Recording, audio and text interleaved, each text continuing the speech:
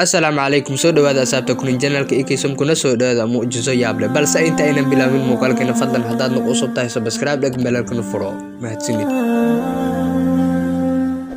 nin ayaa u yimid Umar bin Khadaab ninku wuxuu waday wiil Umar ayaa ku yiri wiilgay maan arag nin unigiisa sidaan ugu eg yahay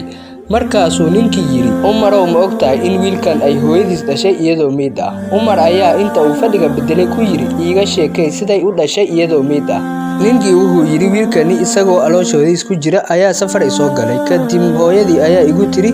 hageen uga tagaysaa anigoo haamilo ah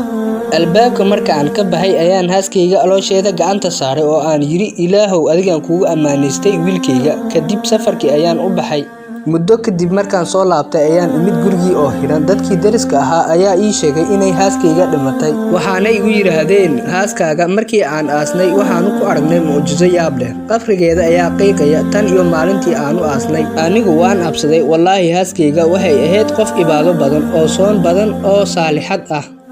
qafriga ayaa la isoo tusay oo qiiqaya sidii ay ii sheegeen waxaan ku yiri aan qodno aan hubino markii aan qodnay waxaan aragnay haaskayga oo fadhida oo mid ah wiilkan oo ag fadhiya kadib waxaan maqlay od leh kii amaanada Ilaahay u dhiibtay qaado amaanadaada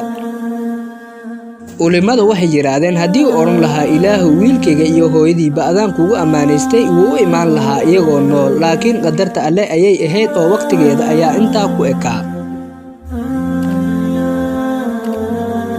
qofka Alle talo saarta ma khasaaro ee Alle hanaga dhigo kuwa talo saarta markasta